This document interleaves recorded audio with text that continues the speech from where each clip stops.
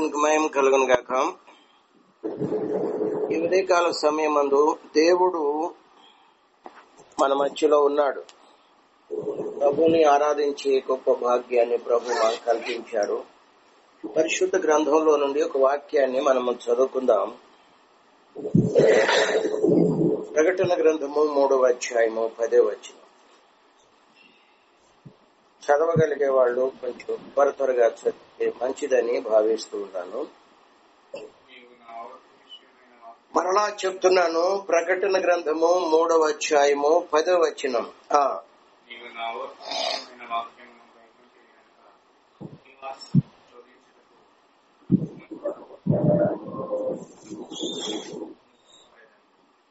చాలండి. రెండవది తెస్సలోనీలకు రాసిన మొదటి పత్రిక 5వ అధ్యాయము 9వ వాక్యాన్ని మనము చదువుకుందాం.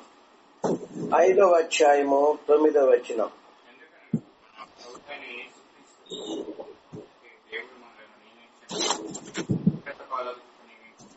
చాలండి. దేవుని ఘననామానికి స్తోత్రాలు. పరిశుద్ధ గ్రంథంలో నుండి 2 వాక్యాలు మన ఎదుట ఆత్మదేవుడు ఉంచి ఉంటూ ఉన్నాడు.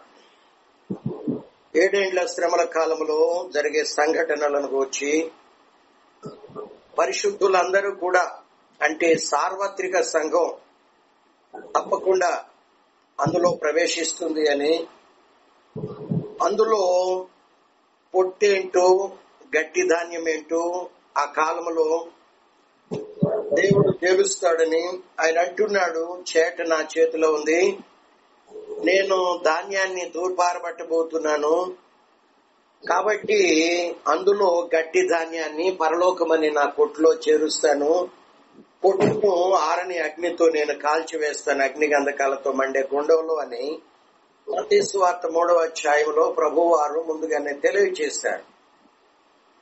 కాబట్టి కొంచెమే మన ఎదుట సమయం ఉంచబడింది. 23 నిమిషాలు అయింది. 9 గంటల 23 నిమిషాలు ప్రభు బల్లారాధన ఉంది. కొంత సమయం దానికి కేటాయించవలసి ఉంది. కాబట్టి కొద్ది నిమిషాలు అందరము కూడా ఏ ఒక్కరూ అనాలోచనగా ఉండకుండా ప్రార్థనా పూర్వకంగా ఉండాలని ప్రభు పేరిట మీకు అందరికి విజ్ఞప్తి చేస్తూ ఉన్నాం. దేవునికి మహిమ కలుగును గాక. దేవునికి స్తోత్రాలు. కాబట్టి ప్రభు త్వరగా వస్తున్నాడు. ప్రభు వచ్చినప్పుడు పరిశుద్ధులందరినీ కొనిపోయేది ఎప్పుడు అంటే, నాకు బైబిల్ జ్ఞానం ఉన్నంత వరకు. మరి 7 ఏండ్ల శ్రమల కాలంలో మొదటి 3.5 సంవత్సరాలు తదనంతరం పరిశుద్ధులు పరలోకానికి కొనిపోబడతారు అని నేను నా మట్టుకు నేను తలస్తూ ఉన్నాను. ఎందుకంటే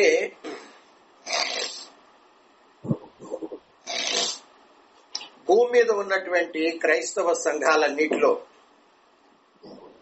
7 ఏండ్ల శ్రమల కాలానికి ముందే పరిశుద్ధులు పరలోకానికి కొనిపోబడతారు అని 100% మంది క్రైస్తవ్యం నమ్ముతుంది. దానికి కారణం కూడా లేకపోలేదు. కారణం ఏంటి అంటే, బోధ చేసే బోధకులు అలా ఉన్నారు. కాబట్టి 100% మంది నమ్ముతున్నారు. బైబిల్లో ఏమని ఉందంటే, వినుట వలన విశ్వాసం కలుగుతుంది కదండి. మంచి వింటే మంచి నమ్మకం, చెడు వింటే చెడు నమ్మకం. కాబట్టి మనము ఏది వింటున్నామో మీరే జాగ్రత్తగా చూసుకోమని యేసు ప్రభు వారు సువార్తలో ఎక్కడో ఒక చోట ఆయన పలికాడు. మీరు ఏమి వింటున్నారో మిమ్మును మీరే జాగ్రత్తగా చూసుకోండి అన్నాడు. కాబట్టి చాలా మంది ఈ ఉదయకాలం అంటే అర్ధరాత్రి మొదలుకొని మరలా తెల్లవారి అర్ధరాత్రి వరకు ఈ 24 గంటల్లో ప్రపంచమంతా కూడా ఉన్నటువంటి ప్రజానీకంలో దాదాపు 450 కోట్ల మంది క్రైస్తవ ప్రజలు దేవుని సన్నిధిలో చేరి దేవుణ్ణి ఆరాధిస్తూ ఉన్నారు. కానీ వీరందరికీ కలిగే నమ్మకం 90 98% మంది వీళ్లలో శ్రమలకు ముందే, శ్రమ కాలానికి ముందే, 7 ఏళ్ల శ్రమల కాలానికి ముందే పరిశుద్ధులు అనబడేవారు పరలోకానికి కొనుక్కోబడతారు అని ఖచ్చితంగా నమ్ముతున్నారు. కారణం ఏంటి అంటే వాళ్ళు వింటున్నారు, ఏ బోధలైతే చేస్తున్నారో వాటిని వింటున్నారు. కాబట్టి కొన్ని లేఖనాలు కూడా బైబిల్ గ్రంథంలో కోట్ చేసి చూపిస్తూ ఉన్నారు. కాబట్టి వాళ్ళలో నమ్మకం కలుగుతుంది. ఉదాహరణకి నేను ఒక మాట చెప్పాలనుకుంటున్నాను. 91వ కీర్తన 14వ వచనమా అనుకుంటాను, లేదా 12వ వచనమో. అపవాది యేసు ప్రభుని ఎత్తైన కొండ మీదకు తీసుకుని వెళ్లి వాడు ఏ రిఫరెన్స్ కోట్ చేశాడు? దేవదూతలు మీ పాదాలకు రాయి తగలకుండా నిన్ను ఎత్తి పట్టుకుంటారు, కాబట్టి ఇక్కడ నుండి దుముకు అన్నాడు. అంటే వాడు కూడా ఏం చేశాడు చెప్పండి? రిఫరెన్స్ నే కోట్ చేశాడు. పరిశుద్ధ గ్రంథంలో ఉన్న ఆ రిఫరెన్స్ నే యేసు ప్రభుకు చూపించి ఏమని చెప్పాడు?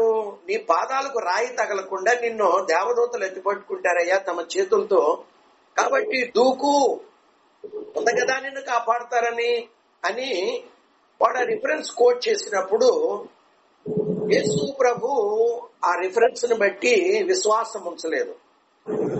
కాబట్టి ఒకవేళ దూకినట్లయితే ఏమయ్యేది? ప్రాణం పోగొట్టుకునేవాడు. ఇది ఎత్తైన కొండ అని మనం చూస్తూ ఉన్నాం. బైబిల్లో లేఖనాలు ఇటువంటివి దుష్టుడైనటువంటి అపవాది దైవ సేవకుల్లో పెట్టి వాళ్లను, సంఘాలను త్రోవ తప్పిస్తూ ఉన్నాడు. బహుశా నేను చెప్పేది కరెక్ట్ కాకపోవచ్చు, నా మట్టుకు నేను నమ్ముతుంది మీ ముందు ఉంచుతున్నాను. కాబట్టి ఈ 7 ఏళ్ల శ్రమల కాలానికి ముందే పరిశుద్ధులు పరలోకానికి కొనుక్కోబడతారు అనటానికి కారణం ఏంటి అంటే, ఇప్పటి వరకు మనము ప్రారంభంలో 2 రిఫరెన్స్లు చదువుకున్నాం. ఈ రిఫరెన్స్లు కోట్ చేస్తున్నారు కాబట్టి అవి చూపిస్తున్నారు సంఘాల్లో ప్రజలకి, కాబట్టి వాటిని నమ్ముతున్నారు. బైబిల్లో ఏముందంటే, ప్రకటించని వారు వెళ్ళని ఎడల వారు ఎట్లు నమ్ముదురు అని రోమాపత్రిక 10వ అధ్యాయంలో మనకు రాయబడి ఉంది కదండి. ప్రకటించని వారు వెళ్ళని ఎడల లేక పంపబడని ఎడల వారు ఎట్లు ప్రకటించురు? ప్రకటించే వాళ్ళు పంపబడితే వాళ్ళు ప్రకటిస్తూ ఉండగా వినేవాళ్ళు విశ్వాసం ఉంచుతారు అని ఉంది అక్కడ మాట. కాబట్టి ఏది పడితే అది ప్రకటించినప్పుడు దాని గురించి భయంకరమైనటువంటి అంచెదినాలు దుష్టుడైన అపవాది ఒక్కొక్క విశ్వాసిని, ఎందుకంటే ఒక్కొక్క విశ్వాసి పట్ల ఇప్పుడు 450 కోట్ల మంది ప్రజలు ఉన్నారు అని మనం చదువుకున్నాం. నేను అనుకుంటాను బహుశా అంతమంది చీకటి శక్తులు లేకపోవచ్చేమో కదండి. కోట్ల మంది పరలోకంలో దేవుడు తన సైన్యాన్ని, అంటే దేవదూతల్ని సృష్టించాడు. పడిపోయిన వాళ్ళు కోట్ల మంది ఉన్నారు. వీళ్ళు పడిపోగా ఇంకా కోట్ల మంది ఇక దేవదూతల పరలోకంలో ఉన్నారని ప్రకటన గ్రంథం 5వ అధ్యాయం మనకు తెలియజేస్తా ఉంది కదండి. లెక్కింప సఖ్యము కానిటువంటి దేవదూతలు అక్కడ కోట్ల మంది సమూహం దేవుణ్ణి ఆరాధిస్తున్నారు అని ప్రకటన గ్రంథం 5వ అధ్యాయంలో. వాళ్ళు మిగలంగా పడిపోయినటువంటి వారు లూసిఫర్ తో పాటు పడిపోయినటువంటి అంధకార శక్తులు బహుశా 450 కోట్ల మంది ఉండకపోవచ్చేమో. దేవదూతలు దయ్యాలుగా, సాతానులుగా, ప్రధానులుగా, అధికారులుగా, అంధకార శక్తులుగా, వాయుమండల అధిపతిగా రకరకాలుగా వీళ్ళందరూ పడిపోయారు. ఇప్పుడు 450 కోట్ల మందిని, విశ్వాసుల్ని ఒక్కొక్కరిని నరకానికి, ప్రభు తట్టు నుండి నరకం వైపు మళ్లించి వాళ్ళని అటు నడిపించాలి అంటే వాళ్ళకున్నటువంటి ఆ సమూహం చాలకపోవచ్చేమో. అందుకని సాధ్యమైనంత వరకు వాడు ఏం చేస్తున్నాడంటే విశ్వాసులను వదిలిపెడుతున్నాడు. దైవ సేవకులు ఒకరిని పట్టుకుంటే సంఘమంతా కూడా ఒక బోధ ద్వారా, బైబిల్లో ఏమని వ్రాయబడి ఉంది అంటే, పులుసుని పిండి కొంచెమైనను ముందంతయో పాడు చేస్తుంది, పులియ చేస్తుంది అని వ్రాయబడి ఉంది కదండి. కదా, పులుస్తున్న పిండి కొంచెమైనను, చదవండి ఆ మాట, కొరింథీయులకు రాసిన మొదటి పత్రిక 5వ అధ్యాయము, బహుశా 6వ వచనమా 7వ వచనం, 6వ వచనం నుండి చదవండి. కొరింథీ మొదటి పత్రిక 5వ అధ్యాయము 6వ వచనము నుండి, 6వ వచనము నుండి. పులుస్తున్న పిండి కొంచెమైనను, చిన్న బోధ చాలు కదండి. చిన్న బోధ మనల్ని అపవిత్రపరిచి సత్యములో నుండి మళ్లించి అగ్నిగంధకాలతో మండే గుండానికి తీసుకుని వెళ్ళటానికి నడవరి కాలంలో ఉంటూ ఉన్నాం. అందుకే యేసు ప్రభు సువార్తలు ఎక్కడో ఒక మాట చెప్పాడు, మీరు ఏమి వింటున్నారో దాని విషయంలో మిమ్మల్ని మీరే జాగ్రత్తపరచుకోమని చెప్పి తెలియజేశాడు. కాబట్టి నిశ్చయముగా దేవుని జనాంగమా, మనం చదువుకున్నటువంటి ప్రారంభంలో 2 వచనాలు ఒకవేళ మీరు కూడా చూపించి నన్ను ప్రశ్నించవచ్చు. ఏమండి పాస్టర్ గారండి, ఇదిగో ఖచ్చితంగా ఇక్కడ మెన్షన్ చేయబడి ఉంది. ప్రకటన గ్రంథం 3వ అధ్యాయం 10వ వచనం, తెస్సలోనీయులకు రాసిన మొదటి పత్రిక 5వ అధ్యాయం 9వ వచనం కదా. ఈ 2 వాక్యాలు మనకేమని తెలియజేస్తుంది అంటే, నేను మిమ్మును శోధన కాలమందు కాపాడతానని తెస్సలోనీయులకు రాసిన పత్రికలో మనము రక్షించబట్టుకే కానీ మనము నాశనం చేయటానికి కాదు దేవుడు మనల్ని రక్షించుకుంది అని మీరు కూడా నన్ను క్వశ్చన్ చేయవచ్చు, ఇదే రెఫరెన్స్ మనకు చూపించి. కాబట్టి మనకు ముందు ముందు ఈ వాక్యాలు మనకు ఏ సందర్భంలో అక్కడ వ్రాయబడి ఉంది, ఏ విధంగా ఆయన మనల్ని కాపాడతానన్నాడో రాబోయే దినాల్లో మనము ధ్యానించబోతూ ఉన్నాం. అందరూ కూడా ప్రార్థనా పూర్వకంగా ఉండాలని, రావాలని ప్రభు పేరు కోరుతూ ఉన్నా. ఏమండి, నేను ఒక ప్రశ్న వేయదలుచుకున్నా మిమ్మల్ని. నాకు ఒక రిఫరెన్స్ చూపించండి. 4 సువార్తల్లో యేసు ప్రభు కానీ, 21 పత్రికల్లో అపోస్తులు కానీ, ఎక్కడైనా కానీ యేసు ప్రభు నమ్ముకుంటే శ్రమలు రావు అని ఎక్కడైనా ఈ 25 పుస్తకాల్లో రాయబడి ఉండి అంటారా? కదా కదండి.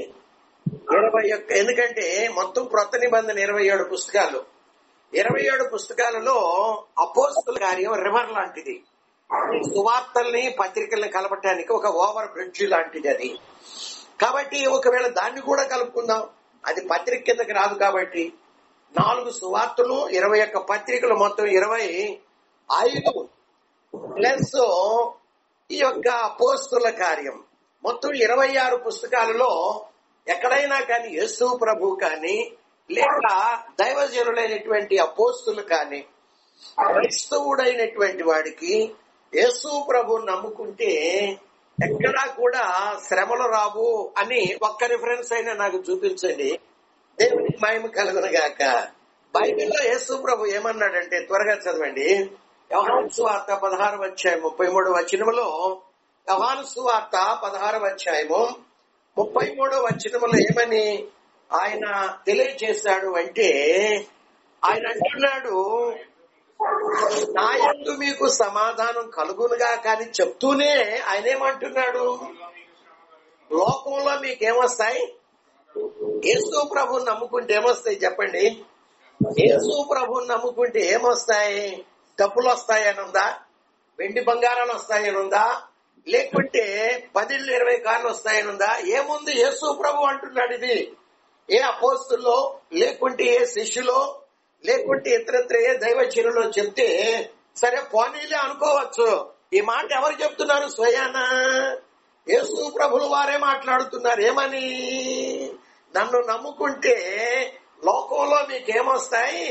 శ్రమలు వస్తాయి అని చెప్పి మాట్లాడుతున్నాడు కదండి. ఎంత చక్కని మాట. మనకి వాక్యం సరిపోదా? యేసు ప్రభు చెప్పిన మాట సరిపోదా? యేసు ప్రభు నమ్ముకుంటే శ్రమలు రావని పరిశుద్ధ గ్రంథం అంతటా ఏ మూలన చూసినా కానీ ఎక్కడా కూడా మనకు వ్రాయబడలేదు. యేసు ప్రభు నమ్ముకుంటే మనకేమొస్తుంది? శ్రమలు వస్తాయి, అవమానాలు వస్తాయి, బాధలు కలుగుతాయి, నిందలు వస్తాయి, చివరికి ప్రాణాపాయం కలుగుతుంది, ప్రాణమే పోతుంది అని బైబిల్ గ్రంథం మనం తెలియజేస్తుంది. ఒకసారి యేసు ప్రభు దైవచనుడైనటువంటి పౌలపోస్తులుడు గత వారం మనం ధ్యానించాం కదా. ఆయన గూర్చి బైబిల్లో వ్రాయబడి ఉంది. యేసు ప్రభుని నమ్ముకోక ముందు క్రైస్తవుడు అనబడేవాడిని ఈడ్చుకెళ్లి చెరసాలలో వేసి హంటర్ పెట్టి భయంకరమైన చిత్రహింసలో చేస్తూ ఉండేవాడు. అనేకుల్ని ప్రాణాలు కూడా తీసినటువంటి వాడు.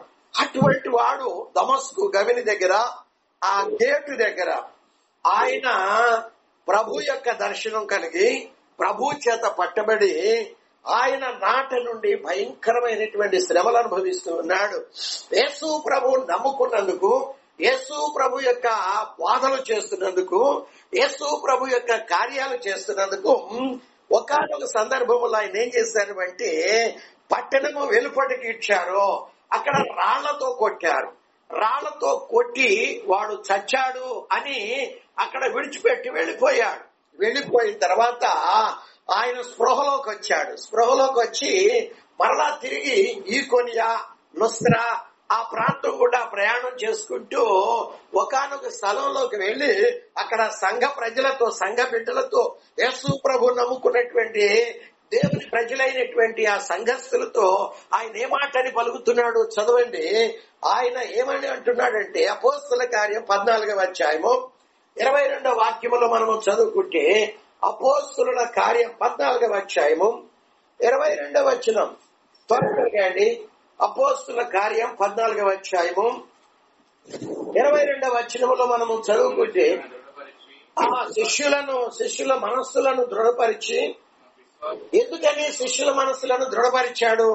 ఈ దైవజనుడికే ఇన్ని కష్టాలు వచ్చాయి, ఈ దైవజనుడికే ఇన్ని బాధలు వచ్చాయి, ఈ దైవ సేవకుడికే ఇన్ని భయంకరమైనటువంటి రాళ్లతో చిత్రహింసలు చేశారు, రక్తం ఏరులై ప్రవహించింది, శరీరం అంతా కూడా గాయపరచబడింది, ఈయనకే ప్రాణాపాయం కలిగింది, ఇంకా మాకేం భద్రత ఉంటుంది యేసు ప్రభు నమ్ముకున్నందుకు అని చెప్పేసి వాళ్ళు మనస్సులో కలత చెందారు.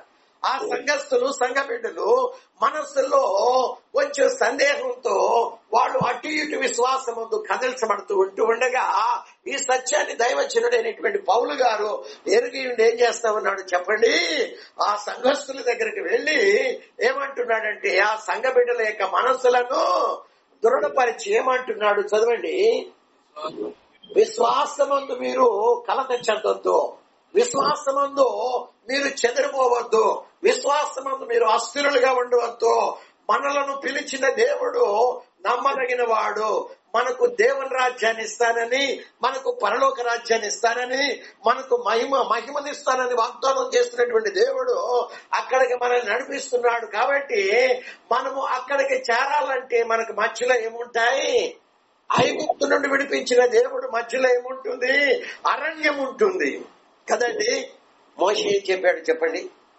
మోషే ఏమని పలికాడు అక్కడ ఐగుప్తులో మోషే ఇశ్రాయేలు ప్రజలతో, అబ్రహాం సంతతి అయినటువంటి ఇస్సాకు యాకోబుల సంతతి అయినటువంటి ఇశ్రాయేలు ప్రజలతో, అయ్యలారా ఇదిగో మీ బానిసత్వంలో మీరు మునిగిపోతున్నారు, మీరు మరి ఇక్కడ మూల్గులు పెట్టి చాకిరి మీకుంది, ఇంత భయంకరమైనటువంటి స్థితి నుండి దేవుడు మిమ్మల్ని విడిపించబోతున్నాడు, మీకు పాలు తేనెలు ప్రవహించే దేశాన్ని ఇవ్వబోతున్నాడు. కట్టని ఇల్లు, నాటని చెట్లు కదండి, కట్టని ఇల్లు, నాటని చెట్లు, నిశ్చయముగా కరువు అనుకోని దేశం, వెండి, ఇత్తడి, రాగి, ఇనుము మీరు త్రవి తీయవచ్చు.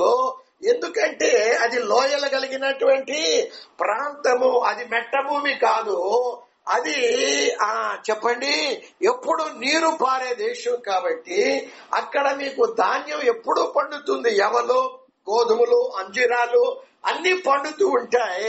కరువు అనుకునే దేశం, అటువంటి పాలు తేనెలో ప్రవహించే దేశాన్ని దేవుడు మీకు ఇవ్వబోతున్నాడు కాబట్టి అని అక్కడ ఏం చెప్పాడు, ఆ మాటలు పలికారు.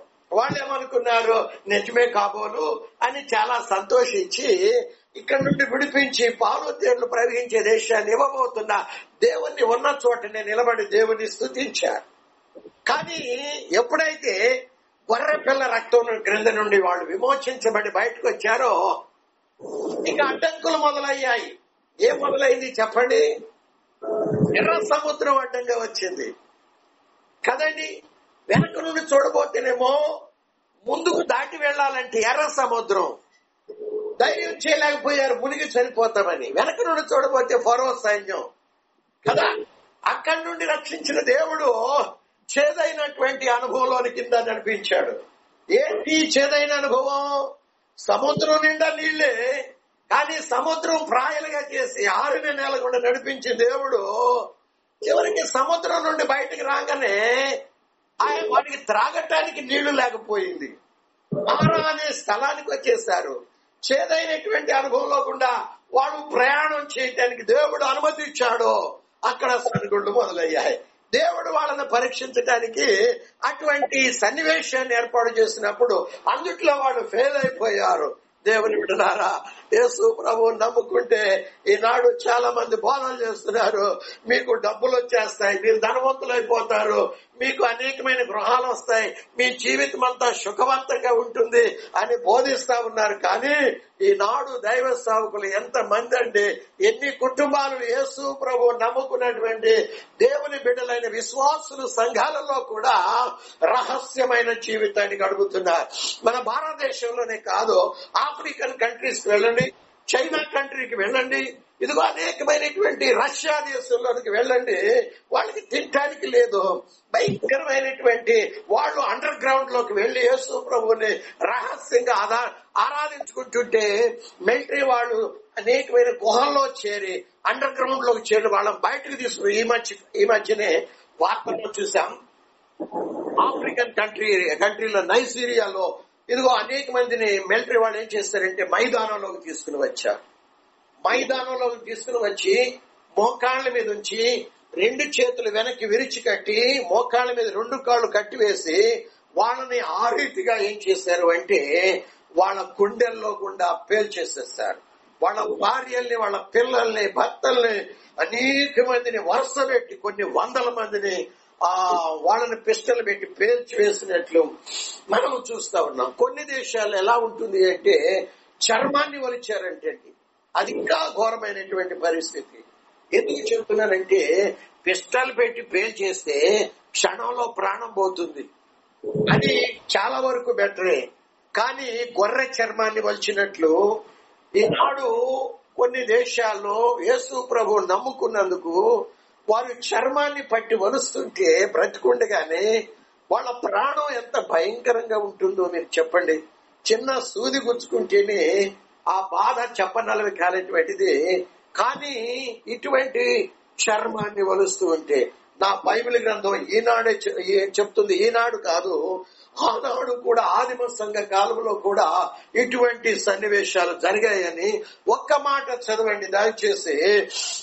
హెబ్రీలకు రాసిన పత్రిక 11వ అధ్యాయము 38వ వచనం నుండి క్రింది భాగానికి మనం వెళ్ళగలిగినట్లయితే 38వ వచనం నుండి క్రింది భాగంలోనికి గొర్రె చర్మములను కప్పుకొని వేసుకొని దరిద్రులై ఉండి శ్రమపడి హింస పొందుటకు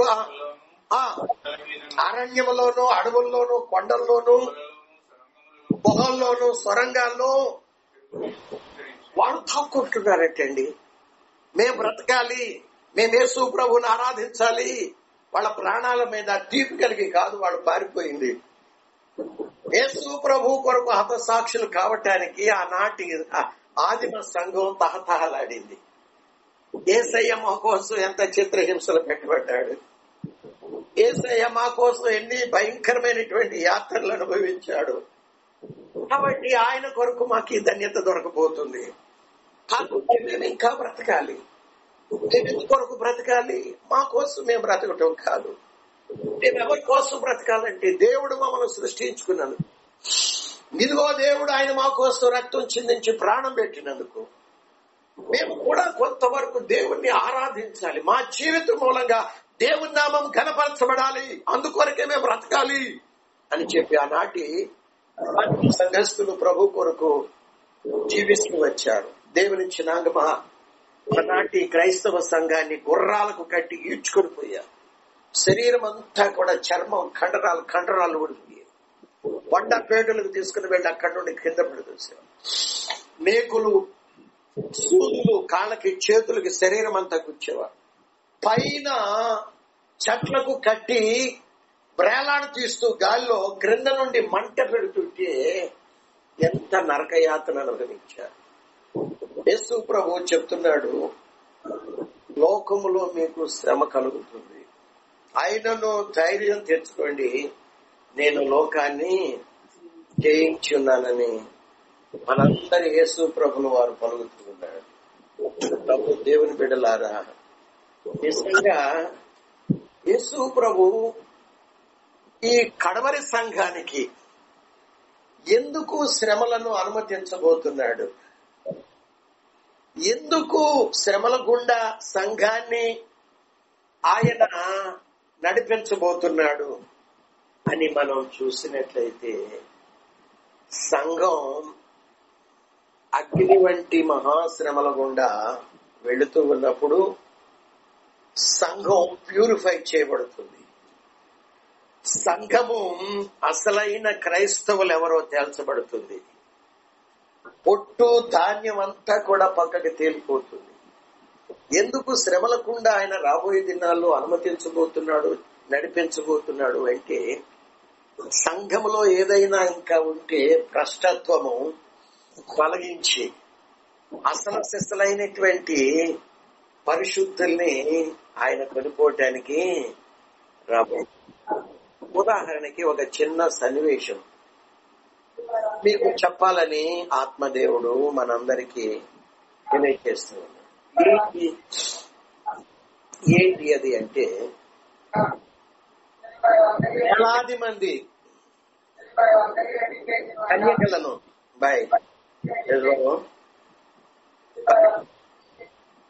చలపతి ఎట్లుంటది, యేసు రక్తమే దేవునికి మహిమ కలుగును గాక. వేలాది మంది కన్యకలను శోషణ కోటలో ప్రోగు చేశారు. వాళ్ళందరినీ 6 మాసాలేమో ఏం చేశాడు, పరిశుద్ధాత్మ దేవునికి సూచనగా ఉన్న హేగే వాళ్ళందరినీ కూడా ప్యూరిఫై చేశాడు సుగంధ ద్రవ్యాలతో. మరికొన్ని గంధకాలతో 6 మాసాలు వాళ్ళందరినీ శుద్ధీకరించాడు. వాళ్ళందరూ ప్యూరిఫైడే కదండి, శుద్ధీకరించబడిన వాళ్లే కదా. కానీ రాజు గారి దగ్గరికి వెళ్ళటానికి ముందు రాత్రి ఒక్కొక్క కన్యక ఒక్కొక్క రాత్రి రాజు గారి దగ్గరకు పంపబడుతుంది. ఆయన ఏ కన్యకనందు ఆనందిస్తాడో ఆమెని రాణిగా ప్రకటిస్తారు. అక్కడ ప్రతిదీ వెళుతుంది, తిరిగి వస్తుంది. ఇక ఉపపత్నుల గదిలోనికి వీళ్ళందరినీ నెట్టివేయబడుతున్నాయి. కానీ చివర్లో ఎస్తేరు పంపబడుతుంది. నా బైబిల్ గ్రంథం ఏమని చెప్తుంది అంటే, హేగే తన్ను సిద్ధపరిచినటువంటి అంటే అలంకరించిన రీతిలో అలంకరణ తప్ప, ఎందుకంటే రాజు గారి దగ్గరకు వెళ్ళేటప్పుడు అనేకమైనవి అక్కడ ఉంచబడతాయి. ఎవరికి ఏది కోరుకుంటుందో అది దానికి ఇయ్యుట కద్దు అని ఉంది. కానీ మల్లె పూలు కావాలని ఒకటి, బంతి పూలు కావాలని ఒకటి, ఇంకోటి పూల జడ కావాలని ఇంకొకటి, పైనుండి కింద దాకా సింగారించుకోవాలని ఒకటి. కానీ హేగే అట్లా సిద్ధపరచలేదే, అలంకరించలేదే. ఆయన శుద్ధీకరించాడు, రాజు గారి దగ్గరకు పంపుతున్నాడు. కానీ వెళ్లే ముందు హేగేకు రాజు గారికి మధ్యలో కొన్ని వస్తువులు పెట్టబడ్డాయి. దాని ఇష్టం ఎవరికి ఏది కోరుకుంటుందో దానికి ఇయుట కద్దు. వాళ్ళకి ఇష్టమైనవి ఎన్నుకుంటున్నారు, అలంకరించుకుంటున్నారు, పోతున్నారు, నెట్టివేయబడుతున్నారు ఉపపత్నుల గదిలోనికి. కానీ నా బైబిల్ గ్రంథం ఏమని చెప్తుందంటే, ఎస్తేరు విషయంలో ఆమె హేగే అలంకరించిన అలంకరణ తప్ప కదండి. చదివితే బాగుంటుంది అనుకుంటున్నాను, చదువుదాం. బైబిల్ గ్రంథం ఎస్తేరు గ్రంథంలో మనము చదువుకున్నట్లయితే, ఎస్తేరు గ్రంథం దేవునికి మహిమ కలుగునుగాక. చక్కని మాట ఏమనంటే, 16వ వచనం నుండి 2వ అధ్యాయము 15 నుండి చదువుకుందాం. మొర్దెకై తన కుమార్తెగా స్వీకరించుకున్న తన పినతండ్రి అయిన అబీహయీలు కుమార్తెకు ఎస్తేరు రాజు వద్దకు వెళ్ళుటకు వంతు వచ్చినప్పుడు దేవునికి మహిమ కలుగును గాక. దేవునికి స్తోత్రాలు. అక్కడ ఏమని వ్రాయబడి ఉందంటే, ఎస్తేరు రాజు వద్దకు వెళ్ళుటకు వంతు వచ్చినప్పుడు స్త్రీలను కాసే రాజు యొక్క షండుడైన హేగే నిర్ణయించిన అలంకారము కాక. కదా, పరిశుద్ధాత్మ దేవుడు వేటితో అలంకరించడామని? ఆత్మ సంబంధమైనటువంటి ఫలాలతో, ఆత్మ సంబంధమైనటువంటి వరాలతో ఆమెను అలంకరించాడు. పరిశుద్ధాత్మ దేవుడు అంటే హేగే నిర్ణయించిన అలంకారము కాక ఆమె మరి ఏమీయో కోరలేదు. ఎస్తేరును చూచిన వారందరికీ ఆమె యందు దయ పుట్టెను. ఈ ప్రకారము ఎస్తేరు రాజైన అహష్వేరోషు ఏలుబడి యందు 7వ సంవత్సరమున టెబేతు అను 10వ నెలలో రాసు నగర్లోనికి అతని ఎద్దకు పోగా, స్త్రీలందరికంటే రాజు ఎస్తేరును ప్రేమించెను. కన్యకలందరికంటే ఆమె అతని వలన దయాదాక్షిణ్యములు పొందెను. అతడు రాజ్య కిరీటాన్ని ఆమె తల మీద ఉంచి ఆమెను వష్టికి బదులుగా రాణిగా నియమించెను అని మనం చదువుకుంటా ఉన్నాం. దేవునికి మహిమ కలుగుగాక. ఎంత చక్కని మాట అండి, ఎంత చక్కని మాట. నిజంగా మనమందరం కూడా పరిశుద్ధాత్మ దేవుడు నడిపించిన రీతిలో మనం నడిపించబడుతున్నామా? దేవుని బిడ్డలారా, కడవరి కాలంలో ఉంటూ ఉన్న జీవితాలు మనల్ని మనము పరిశీలన చేసుకోవాలని ప్రభు పేరిట మనం చేస్తున్నాం. ఎందుకంటే సంఘం లేక పరిశుద్ధుల శుద్ధీకరణ అనేది అవసరం.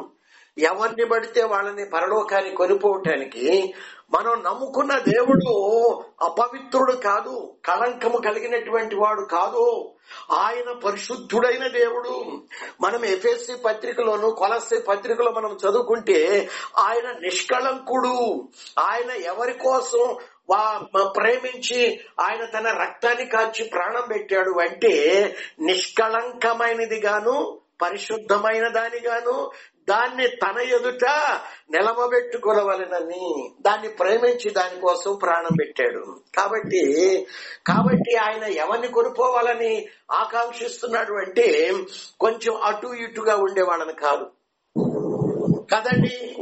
ఒక కాలేమో లోకంలో పెట్టి ఒక కాలేమో దేవుడిలో పెట్టేవాళ్ళను ఎంత మాత్రము కూడా ఆయన కొనిపోవటానికి రావటం లేదు. అస్థిరుడు కాదు, అస్థిరులను కొనిపోవటానికి కాదు ఆయన వచ్చేది.